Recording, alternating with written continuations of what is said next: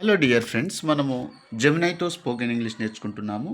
దీనికంటే ముందు వీడియోలో మనము భవిష్యత్తులో ఒక పని జరుగుతూ ఉంటుంది అని ఏ విధంగా చెప్పాలో జెమినైని అడిగి తెలుసుకున్నాము. ఇప్పుడు మనము భవిష్యత్తులో ఒక పని జరుగుతూ ఉండదు అని నెగటివ్ సెన్స్తో ఏ విధంగా చెప్పాలో జెమినైని అడిగి తెలుసుకుందాం.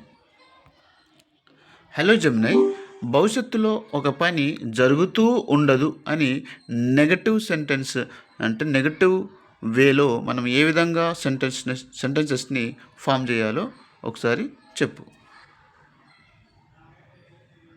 ఖచ్చితంగా. భవిష్యత్తులో ఒక పని జరుగుతూ ఉండదు అని చెప్పడానికి మనం విల్ నాట్ బి లేదా వోంట్ బి ఉపయోగిస్తాము. కొన్ని ఉదాహరణలు చూడండి. I will not B studying tomorrow. నేను రేపు చదువుతూ ఉండను. They won't be playing football this evening. వాళ్ళు ఈ సాయంత్రం ఫుట్బాల్ ఆడుతూ ఉండరు. She will not be working at the library next week. ఆమె వచ్చే వారం లైబ్రరీలో పని చేస్తూ ఉండదు.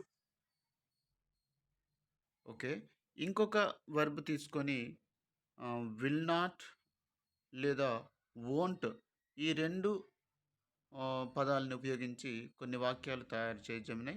I, we, you, they, he, she, it అనే సబ్జెక్ట్స్ ఉండే విధంగా చూడు. ఖచ్చితంగా. గో అనే క్రియను ఉపయోగిస్తూ కొన్ని ఉదాహరణలు ఇక్కడ ఉన్నాయి. I will not be going to the party tonight. నేను ఈ రాత్రి పార్టీకి వెళుతూ ఉండను. We won't be going on vacation this year. మేము ఈ సంవత్సరం సెలవులకు వెళుతూ ఉండము. You will not be going to the concert. నువ్వు కచేరీకి వెళుతూ ఉండవు. They won't be going to the meeting. వాళ్ళు సమావేశానికి వెళుతూ ఉండరు. He will not be going to college. అతను కళాశాలకు వెళుతూ ఉండడు. She won't be going to the doctor. ఆమె డాక్టర్ దగ్గరికి వెళుతూ ఉండదు. It will not be going to the store. ఇది దుకాణానికి వెళుతూ ఉండదు.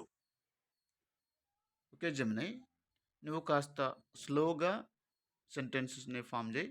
అంటే మనం ఇక్కడ చెప్పిన దాన్ని బట్టి మనకేమర్థమైందంటే విల్ నాట్ని యూజ్ చేయొచ్చు లేదా వోంట్ని యూజ్ చేయొచ్చు. అంటే రెండింటిని కలిపి కాంట్రాక్షన్ అంటారు. రెండింటిని కలిపినప్పుడు దాన్ని కాంట్రాక్షన్ అంటారు. కాంట్రాక్షన్ పద్ధతిలో చెప్పొచ్చు లేదా కాంట్రాక్షన్ లేకుండా చెప్పొచ్చు. అంతే కదా జెమినై? ఇప్పుడు ఇంకొక వర్బ్ తీసుకొని ఖచ్చితంగా. ఇంకొక విల్ వర్బ్ నాట్ బి తీసుకొని మరియు వోంట్ బి రెండు సరైనవే. వోంట్ బి అనేది విల్ నాట్ బి యొక్క సంక్షిప్త రూపం. దీనిని ఆంగ్లంలో కంట్రాక్షన్ అంటారు. ఓకే, సంభాషణలలో వోంట్ బి ను ఉపయోగించడం చాలా సాధారణం. వెరీ గుడ్, బాగా చెప్పావు. అయితే ఇంకొక టూ వర్బ్స్ తీసుకొని నాకు సెంటెన్సెస్ని ఫామ్ చేయి. ఖచ్చితంగా. సింగ్ మరియు డాన్స్ అనే క్రియలను ఉపయోగిస్తూ కొన్ని ఉదాహరణలు ఇక్కడ ఉన్నాయి. I will not be singing at the party. నేను పార్టీలో పాడుతూ ఉండను. We won't be dancing at the wedding. మేము పెళ్లిలో డాన్స్ చేస్తూ ఉండము. You will not be singing karaoke. నువ్వు కచేరీలో పాడుతూ ఉండవు. They won't be dancing in the rain. వాళ్ళు వానలో డాన్స్ చేస్తూ ఉండరు. He will not be singing in the shower.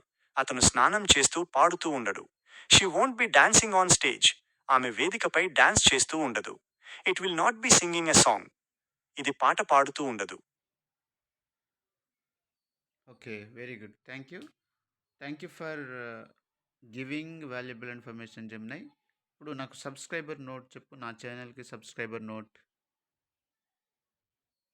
ఖచ్చితంగా. నా ఛానల్కి సబ్స్క్రైబ్ చేయడం మర్చిపోవద్దు. మరిన్ని ఆసక్తికరమైన వీడియోల కోసం ఎదురుచూస్తూ ఉండండి. ధన్యవాదాలు. Thank you Gemini, thank you.